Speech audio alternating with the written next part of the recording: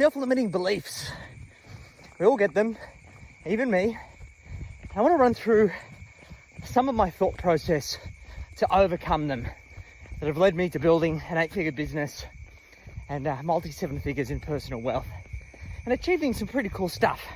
I've got plenty more left to achieve, and I can't say it's easy, but I want to kind of talk you through it.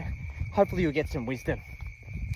So I'm 5 weeks away from the Cozzy 100 ultra marathon, which is 107 kilometers up Australia's biggest mountain, and essentially it's going to take me about 20 hours.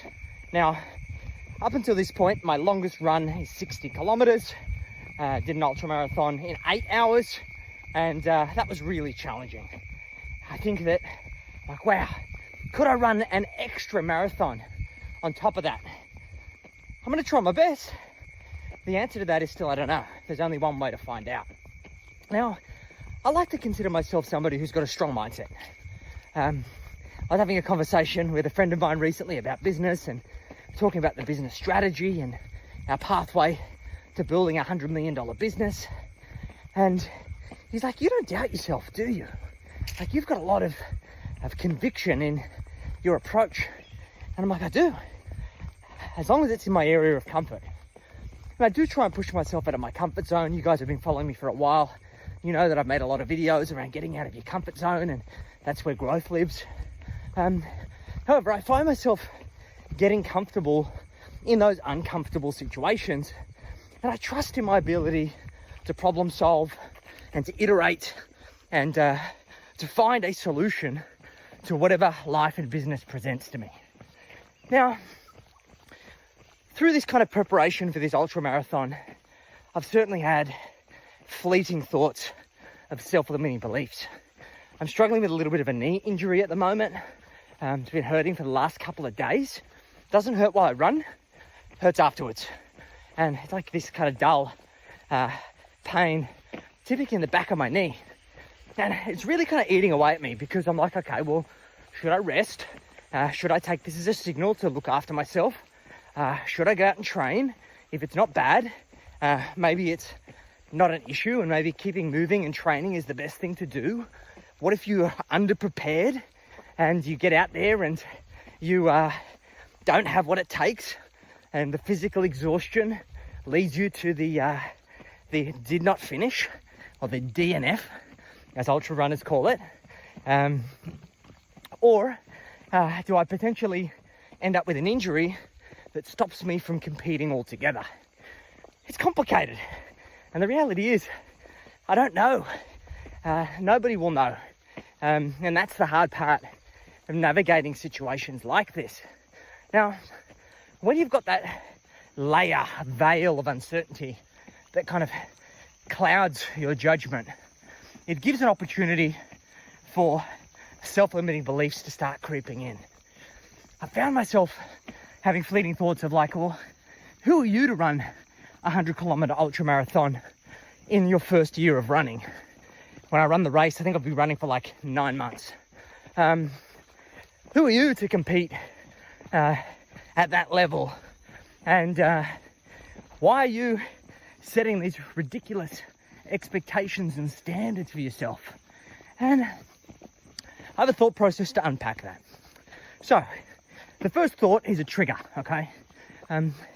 It's typically a defense mechanism because ultimately our body, our mind wants to stay in its zone of comfort. It's perfectly natural for you to have these beliefs, have these fleeting thoughts. It's just what you do with it that really matters. So I firstly identify it and I say, okay, where is this coming from? Why is this presenting itself? Okay, well, first thing, it's a safety mechanism. I don't want to hurt myself. I don't want to cause any lifelong injuries. I don't want to put myself in a position where I could potentially die. Being untrained and unprepared for a race of this magnitude, could die. So that's reasonable. Okay, so based on the why, what can I do to overcome that? If I was in a position where I had to pitch to myself in order to validate the reasons why that isn't going to be true, or that I can do everything in my power to overcome it, well, what would need to be true? Well, I need to have trained and got my output. Although I'm a little bit behind my training plan, I'm feeling good, besides the knee, of course. I'm cumulatively doing about 100 kilometers of running a week. I'm now starting to increase my vertical altitude the best I can in North Queensland. I've got all my gear prepared. I've got all my nutrition plan prepared. I've got my game plan for the day. I've got all of those things ticked. Okay, well, what are the reasons why I shouldn't do it? Well, if I have an injury and I'm not feeling 100%, it's probably not a good idea to try and flog myself for 100 kilometers in really extreme conditions. The interesting thing is that in one day it can snow, and that same day it can be 30 degrees. So something I've got to be mindful of. Well, I don't want to have any more of an unfair advantage than I guess I already have. Two, just because I start doesn't necessarily mean that I have to finish. I'm going to try everything I possibly can to finish that race. However, I feel that I have enough connection to myself and who I am and my own health and well-being that I trust I'm not going to push myself further than I know that I'm capable. So I'm going to try my best, and if I can finish it, then fantastic. The reality is I have 27 hours to finish it. So even if that means that I need to take some extended breaks at the checkpoints and rest, I can take that time. I don't care if I'm the last person to finish. If I believe that I'm physically capable, I will do it. So what we find is that we can rationalize ourselves in or out of our self-limiting beliefs.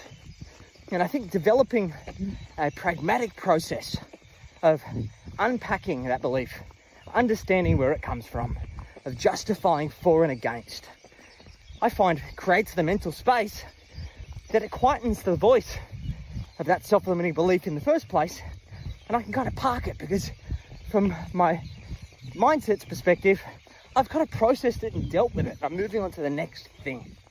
And before you know it, you move on to the next thing, you're navigating the next challenge, and you're building this muscle memory of pushing through those self-limiting beliefs.